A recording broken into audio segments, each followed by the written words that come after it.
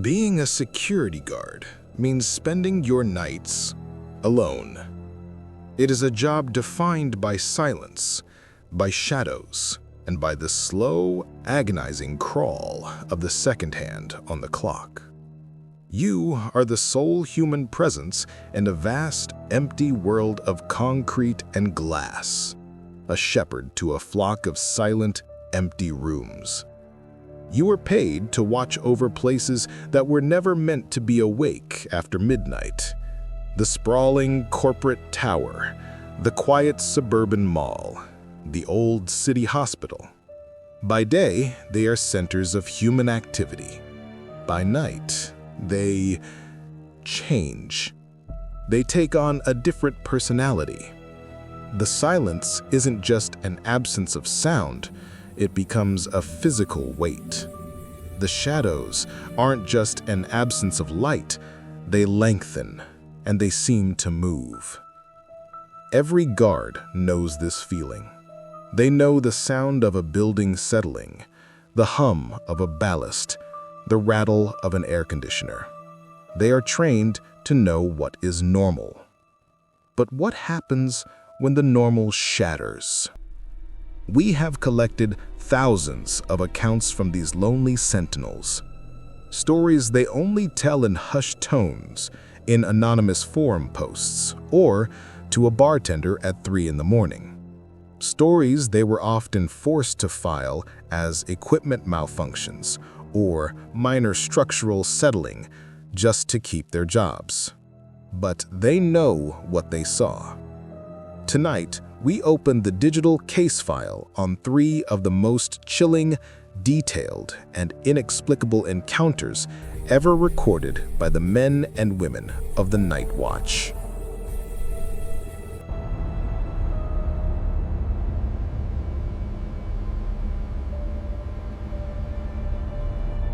Our first account comes from a man named Arthur, a veteran night guard who, in 2018, was working at the Kensington Tower in downtown Cincinnati.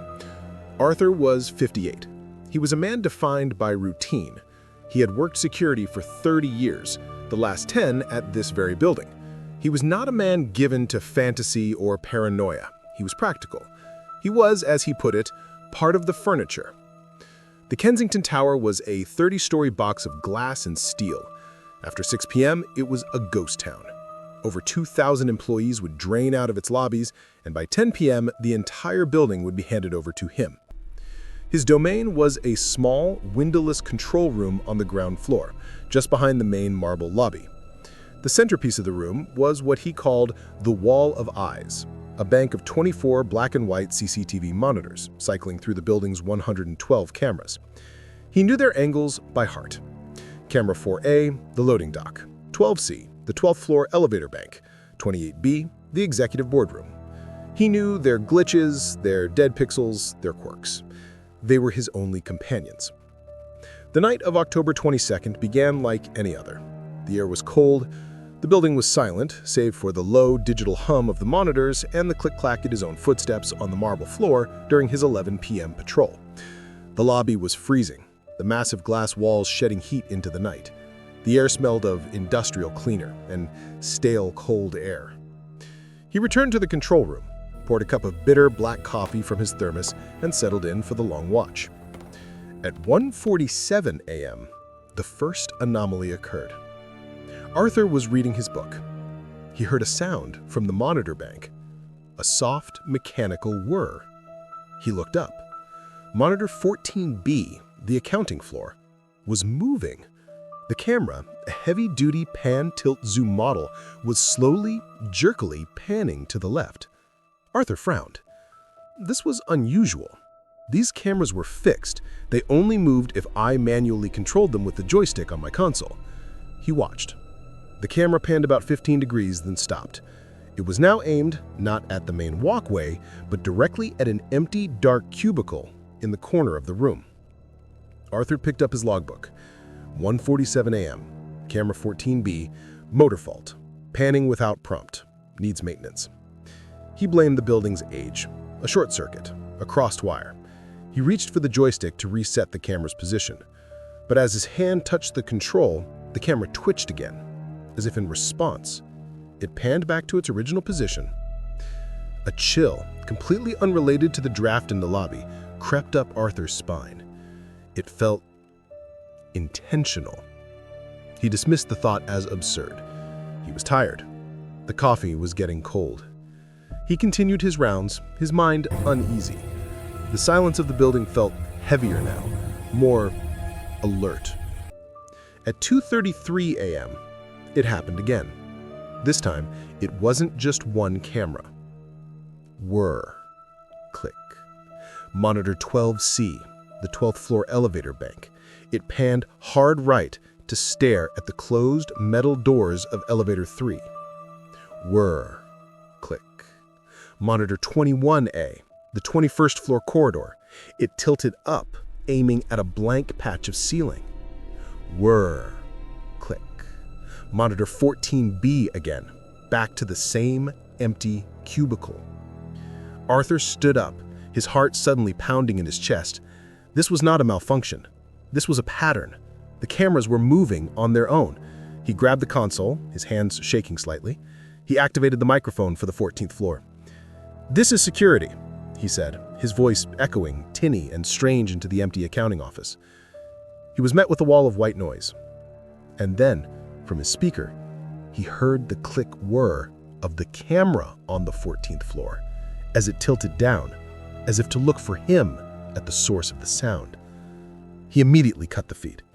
He was terrified, but he was a professional. He had to know what was happening. His first thought was a hacker, a remote breach. Someone was in the system playing a sick joke. He went to the master control panel and physically disconnected the external network port. The building was now a closed loop. It was just him, the building, and the cameras.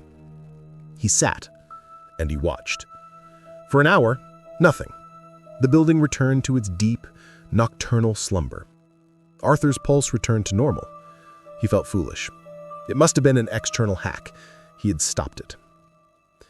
At 3:41 a.m., monitor 14B flickered. It wasn't a pan. It was a digital glitch, a tear of static that rolled across the screen. Arthur leaned in. The image was still aimed at the empty cubicle, and as the static cleared, for a single, frozen second, Arthur saw something. A shape. It was standing in the cubicle. It was tall, impossibly thin, and in the grainy, low-light image, it appeared to be made of pure, inky shadow. It had no faces, no clothes. It was just a man-shaped void. The monitor blared with static and then reset. The image was back. The cubicle was empty. Arthur was out of his chair, his breath catching in his throat. "No," he whispered. "No, an image burn. A sensor ghost. It's not real." He rewound the digital recorder, his fingers fumbling with the controls. He played the footage back, frame by frame.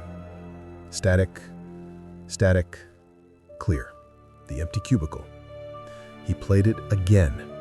Static, static, there. The frame. It was there. The shadow.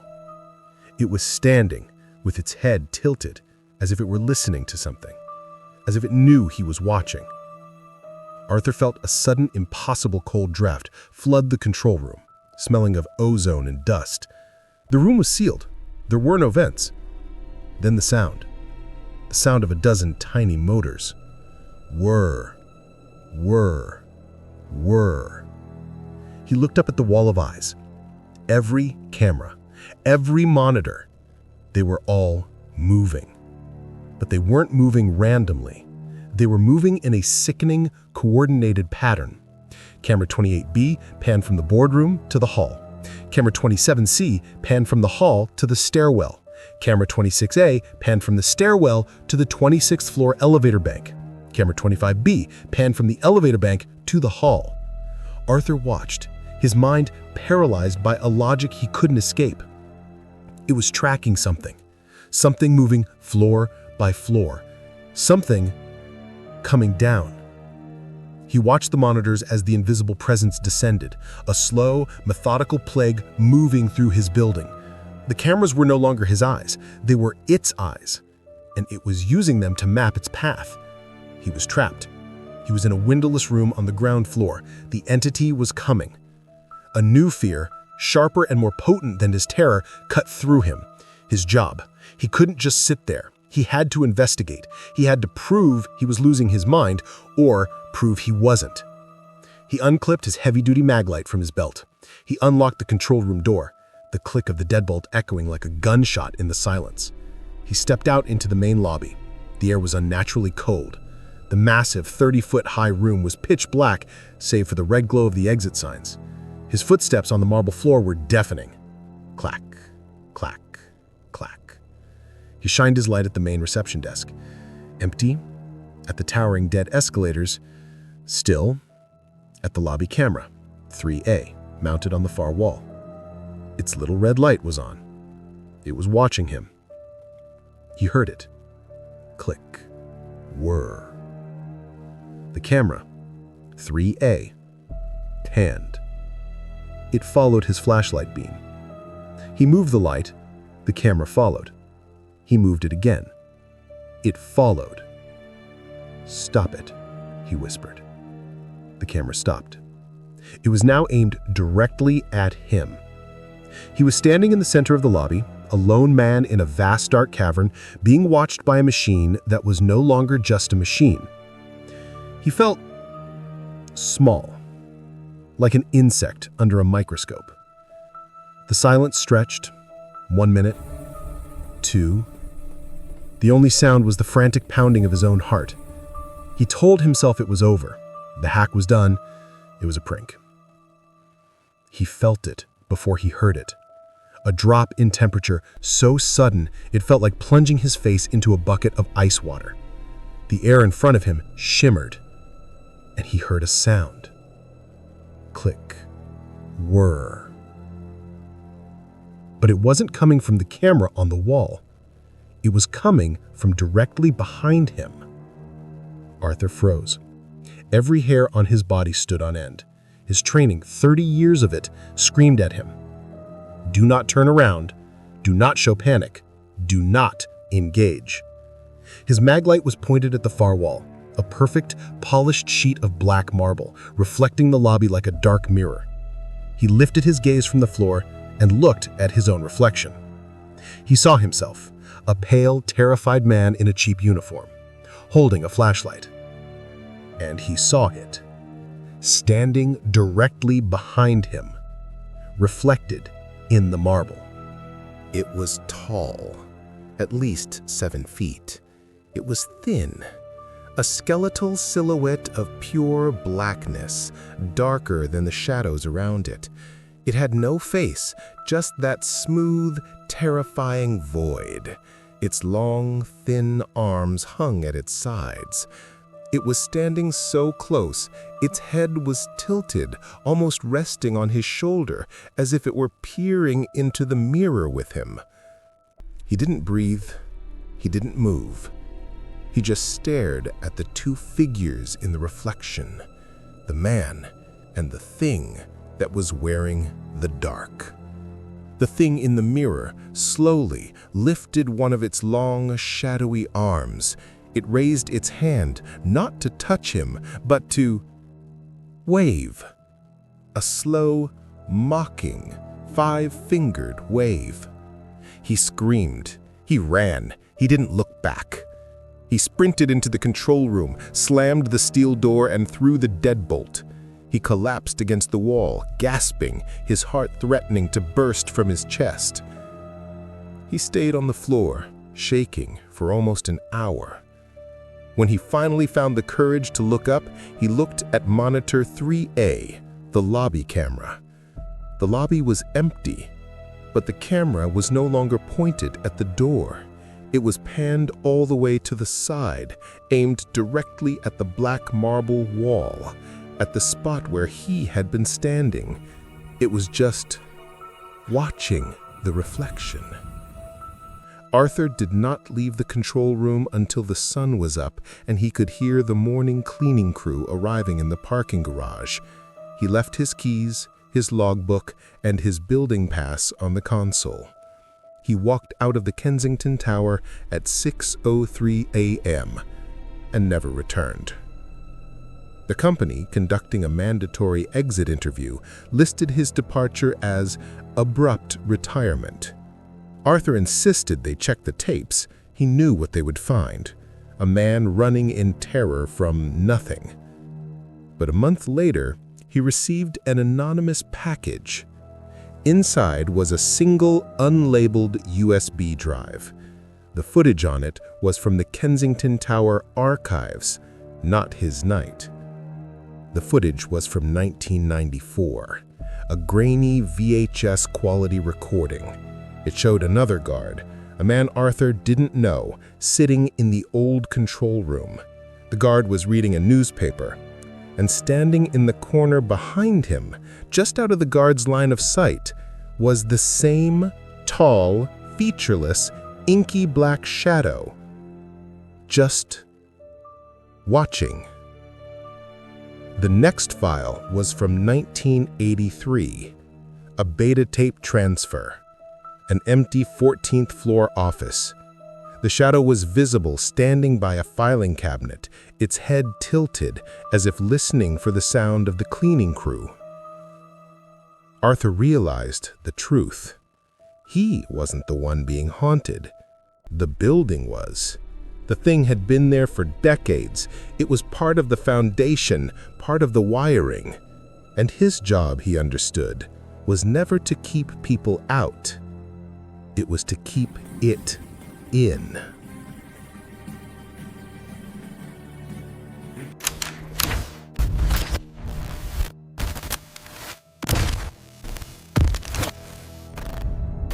Our second account comes from a 22-year-old named Ben, who took a job as a night guard at St. Jude's Mercy Hospital.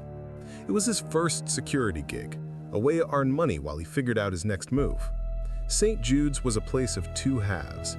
There was the new wing, a modern $500 million glass atrium, all bright lights, healing gardens, and the quiet beep of new technology.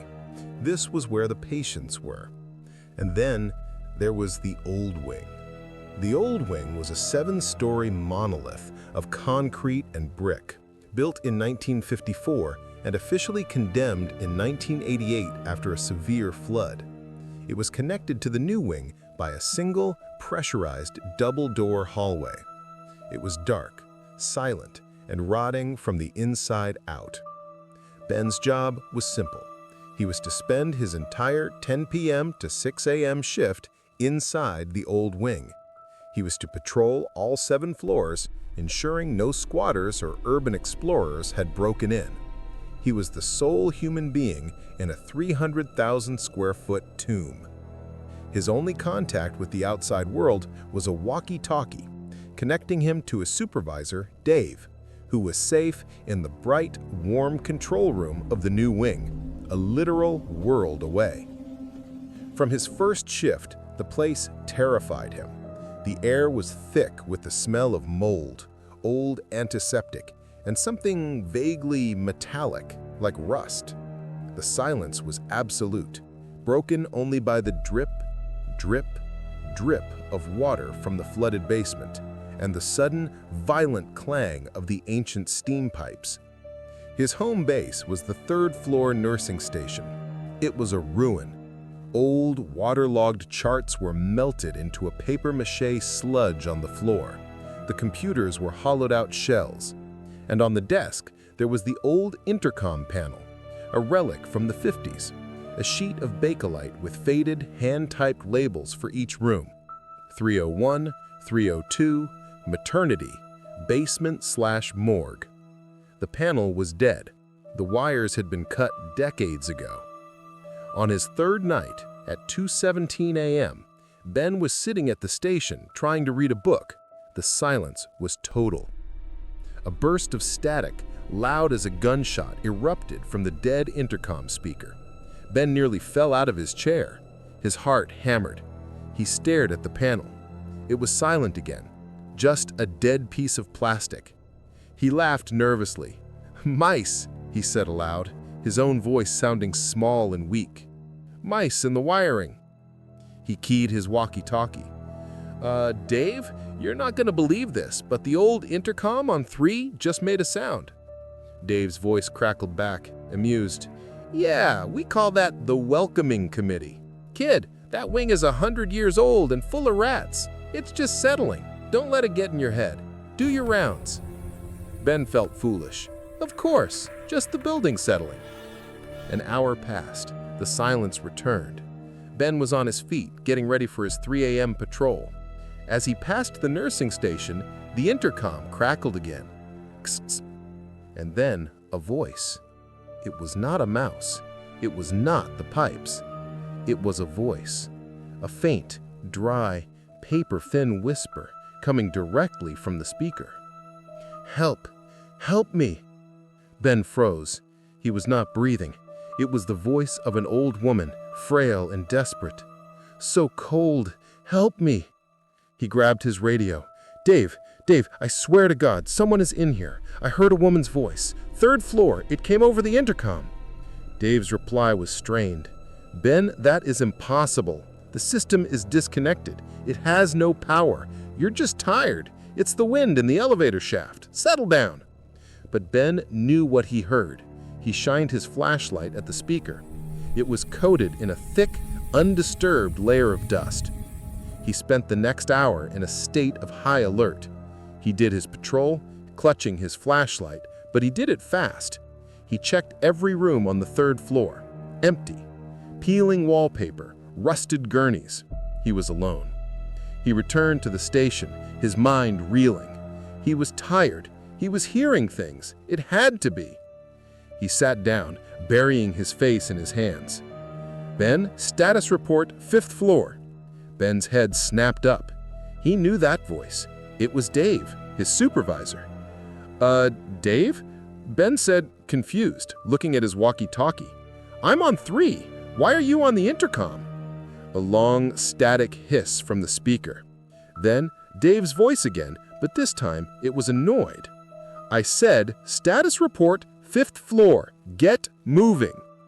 Ben sighed. Maybe Dave had found a way to patch the system through from the new wing. A weird test. Okay, I'm going," Ben said to the empty room. He grabbed his radio to confirm. "Dave, I'm heading to 5, but I don't know why you're using this." His walkie-talkie crackled before he could press the button. It was Dave's voice, the real Dave. "Ben, what's your 20? I haven't heard from you in an hour. You okay?" Ben stopped. His blood turned to ice. He looked from the radio in his hand to the intercom on the wall. If Dave was on the radio, what was on the intercom? "Ben, who are you talking to?" Dave's voice crackled from the radio. He couldn't answer. The intercom speaker crackled again. This time, it wasn't Dave's voice. It was a woman's voice, clear, calm, and conversational. "Oh, don't mind him, he's busy. But Ben, I'm still so cold. The blankets aren't working. I'm in the basement. Can you come down, please?" The light on the panel labeled basement/morgue was glowing a dull, faint red. He should have run. He should have left the old wing, locked the doors, and never come back. But he was 22, and he was terrified of looking like a fool. And a small part of him needed to know. "Dave," he said into his radio, his voice shaking, "I'm going to the basement. I think there's a water leak." "Copy that. Be careful. That whole level is flooded. Don't be a hero." He took the ancient, rattling service elevator down. The doors opened with a groan, revealing a wall of darkness. The smell hit him first. Not just mold, it was copper, rust, a thick, metallic, coppery smell. His flashlight cut through the black. The basement was a nightmare. The floor was covered in 2 inches of black, stagnant water. Old gurneys, filing cabinets, and medical equipment were submerged, rotting in the damp. "Hello?" he called out. His voice was swallowed by the heavy, damp concrete. "Who's there? This is security." He waded through the filthy water, his boots making loud, sloshing sounds. He followed the hallway to its end, to a set of double doors. A faded sign was stenciled on them. Records. He pushed the door open. The records room. It was chaos. Thousands of patient files, piled in rotting cardboard boxes, had been toppled over. A sea of paper sludge covered the floor. He shined his light on the mess. Why would the voice lead him here? He stepped inside. The air was thick and unbreathable. He idly kicked at a stack of waterlogged manila folders. Patient intake, 1974. Patient intake, 1973. He bent down, pulling a random file from the sludge. The paper was like wet cardboard. He wiped the mold away. He read the name, Johnson, Mary, deceased. He pulled another, Patterson, John, deceased. He pulled another, and his world stopped. He was staring at his own name, Patient, Benjamin K. Miller. His name, his exact name. He ripped the file open, his hands trembling violently. Date of birth, October 19th, 1999. His birthday. Admitted, October 23rd, 1999. Discharged? The line was blank. He stumbled back, his mind unable to process what he was seeing. This was impossible. He wasn't. He shined his light on the file again. There was a second page, a nurse's note, scribbled in frantic blue ink. Patient, Benjamin, admitted with severe respiratory distress. Mother, Sarah, highly agitated. Patient stabilized. Mother refuses to leave child's side. 3:15 a.m., mother reports hearing voices from the intercom system. 3:20 a.m., mother claims intercom voice is a woman who is cold. 4 a.m., patient Benjamin coded. Resuscitation failed. Time of death, 4:17 a.m. He dropped the file. It splashed into the black water. He was staring at his own death certificate. A death certificate from 1999. But he was born in 1999. The intercom on the wall of the basement, a speaker he hadn't even noticed, crackled to life. It wasn't a whisper. It wasn't his supervisor. It wasn't the old woman. It was his own voice. It was his voice, calm, clear, and coming from the speaker. Ben, are you lost? It's okay. Go downstairs. Ben looked around, frantic. Downstairs! This is the basement! His voice from the speaker laughed, a cold, empty laugh. No, it's not. The morgue is downstairs. We're all waiting for you. It's time to come home, Ben. Ben ran. He scrambled through the flooded hallway, slipped on the slick concrete, and slammed his body into the elevator call button. He got to the lobby of the new wing, soaking wet, pale as a ghost, screaming about the files, about his own voice. His supervisor, Dave, thought he was on drugs or had a complete psychotic break. The hospital filed an official incident report. Guard Benjamin Miller experienced a severe panic attack due to atmospheric stress and possible hallucinogenic mold inhalation in the old wing. They transferred him to the parking garage for the day shift. He quit a week later. Years later, a local urban explorer blog tried to file a public records request for the 1999 patient archives from St. Jude's, specifically for the night of October 23rd. The hospital responded with a single, chilling letter. Due to a catastrophic flood in 1988 and subsequent demolition, all patient records from the old wing from 1954 to 1988 are considered permanently lost or destroyed. We have no records from that time. The old wing was flooded in 1988, but Ben's file was from 1999.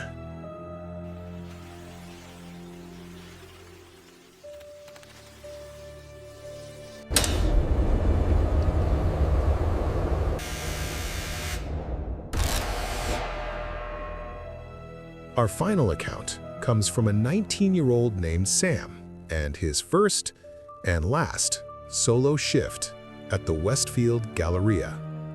The mall was a dying beast, a vast two-story relic of 1980s consumerism, slowly being bled dry by online shopping. Over half of its storefronts were empty, their gates pulled down, their interiors dark. But the mall still held on, and it still needed security. Sam's job was to be a visual deterrent, to walk the circuit, check the doors, and mostly just stay awake. His safe spot was the central food court, a massive, echoing atrium where the mall's PA system still played a tinny, looping soundtrack of 80s pop music 24/7. It was his only companion. His supervisor, on his first night, had given him one piece of advice. The building makes noise. The escalators hum, things fall over. Don't worry about it. But stay out of the old department store on the north end, the one that's been empty since '95. It's, structurally unsound. But the part of the job Sam truly hated were the mannequins. In the dark, empty storefronts, they were everywhere. Silent, plastic figures frozen in cheerful consumerist poses. Their blank, plaster eyes and painted smiles seemed to follow him as he walked by, his flashlight beam catching their too perfect faces. His first solo shift began. The last employee left at 9:30 p.m. The lights clunked off, plunging the Galleria into a deep, blue-hued darkness. Sam was alone. At 12:15 a.m., he was in the small, cramped security office, watching the monitors. Monitor 4A, the Toy Time store, flickered. He watched as a large brown teddy bear, perched on a high shelf, suddenly pitched forward and fell to the floor. Sam sighed. Great, kids. He figured some kids had been playing in the store before closing and left the bear balance precariously. He made a note to clean it up on his 1 a.m. patrol. At 1:30 a.m., he was on his patrol. The silence of the mall was broken only by the tinny sound of Tainted Love echoing from the food court. He reached the toy store. He shined his light through the grate, and his heart stopped. The teddy bear was back on the high shelf, in the exact same position. He stood there for a full minute, his light fixed on the bear. It was impossible. He was the only person in the building. He tried to rationalize it. Maybe there were two bears. Maybe he'd been looking at the wrong shelf. He backed away slowly, a cold knot forming in his stomach. He continued his patrol, his senses now on high alert. He walked past the old dark department store, and he looked at the mannequins. A family of 4, frozen, smiling, advertising a spring sale from a decade ago. He knew their positions.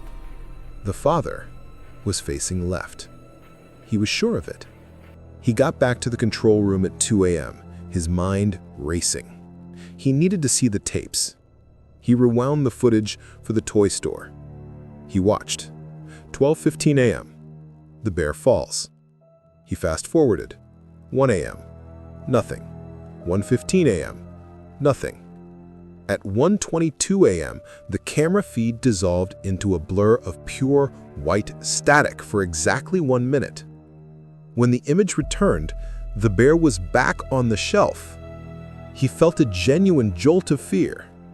He switched to the department store camera, monitor 7B. He looked at the live feed. The mannequin father was now facing right. "No," he whispered. "No, I'm just tired. I'm imagining it."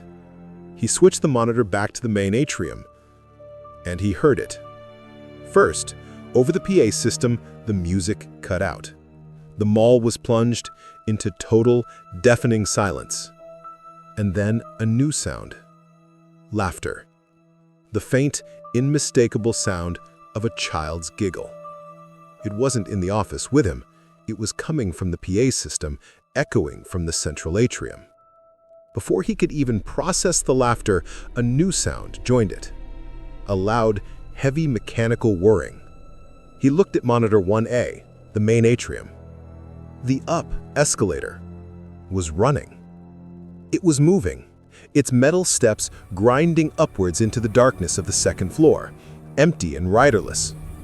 This was no glitch. This was real. He burst out of the security office and ran to the atrium, his flashlight beam bouncing off the dark storefronts. As he got there, the escalator groaned to a halt. It was still, silent. He ran to the emergency stop button at the base. It wasn't pressed. He then ran to the keyed control panel, the one he had the only key to. It was locked. No one could have turned it on. The laughter started again. This time, it wasn't from the speakers. It was close. It was coming from the food court. A small girl, giggling. "Who's there?" he yelled, his voice cracking, echoing in the vast space. The giggling stopped, and a new sound began. The sound of small, running footsteps. Patter, patter, patter on the tile floor, coming from the food court, heading towards the dark, abandoned north end. Sam was terrified, but he was also angry. He was convinced this was an elaborate prank, a group of teenagers hiding, trying to get him fired. He ran to the mall management office, a small cluster of rooms just off the food court. He knew the mall's central PA and escalator controls were in there. He was going to shut everything down. He fumbled with his keys, unlocked the office, and flicked on the lights. The room was empty, covered in dust. He found the control panels. Everything was off, normal. He was about to leave when he saw an old, forgotten desk in the corner. One of the drawers was slightly open. Driven by a cold, sudden curiosity, he pulled it open. Inside, beneath old employee handbooks, was a stack of yellowed newspaper clippings. He pulled them out. The headline from a local paper in 1985 made his stomach clench. Tragedy at the Galleria. 4 children vanished during grand opening. He read the article, his hands shaking. 4 children, all under the age of 10, had been playing together at the mall's grand opening. Their parents had looked away for a moment, and they were gone. They were last seen by a witness playing on the brand new escalators. A statewide search was launched. They were never found. The police theorized that they had been abducted and let out through the service tunnels. A sound. A soft thud from behind him. Sam spun around. A small, red, rubber bouncy ball rolled out from under the manager's desk, across the carpet, and stopped perfectly at his feet. He heard the giggle again. This time, it wasn't from the hall. It was from inside the room. He ran. He didn't care about the prank or the controls. He just ran out of the office, into the dark food court, heading for the main glass exit doors.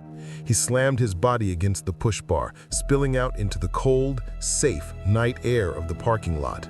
He stood there, gasping for breath. He looked back at the mall, at the massive dark glass doors of the food court entrance, and he saw them. The glass was covered in handprints. Dozens of them, tiny, perfect children's handprints. They were clustered all over the glass, as if a group of small children had been pressed up against it, watching him. But they weren't on the outside. He was outside.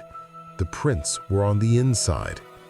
Sam called 911. He reported trespassers. The police arrived, did a full sweep of the building with their dogs, and found nothing. The escalators were off, the toy store was undisturbed. The handprints on the glass, they said, were just condensation and smudges from daytime customers. Sam quit on the spot. He refused to even go back inside to get his jacket. The next day, the mall's general manager reviewed the security footage from the previous night, needing to log Sam's abandoned shift. He found the footage of Sam running from the building, but he also found something else. Footage from 2:45 a.m. It showed Sam in the dark food court, but he wasn't alone. At least, he wasn't acting like it. The footage, silent and grainy, showed Sam standing in the center of the food court. He is seen laughing. He stoops, as if to pick something up. He rolls the red bouncy ball into an empty, dark corner. He waits, and a moment later, the ball is seen rolling back to his feet. The footage shows Sam clapping his hands as if in delight. He then walks to the glass doors, turns around, and gives a small, cheerful wave to the empty, dark food court. Then his face changes to one of terror, and he flees the building. The manager deleted the file and listed the cause of the disturbance as a power surge. The world after dark is a different place. The buildings we inhabit, the places of work and commerce, are left to the guardians of the night.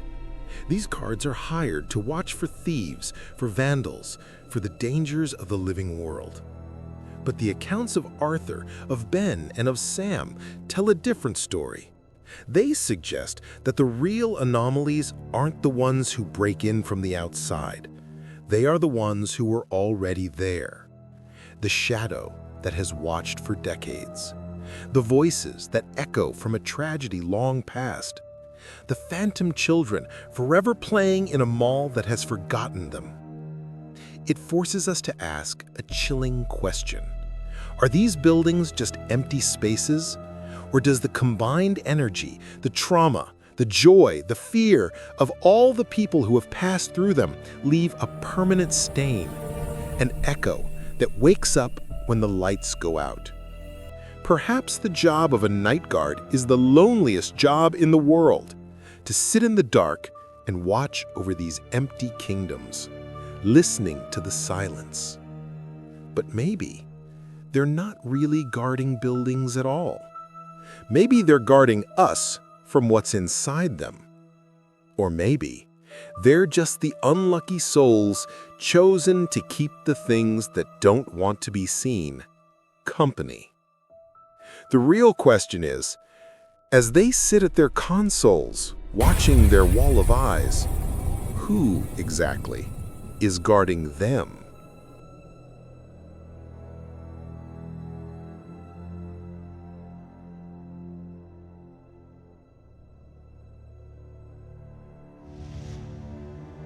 Prince of Darkness.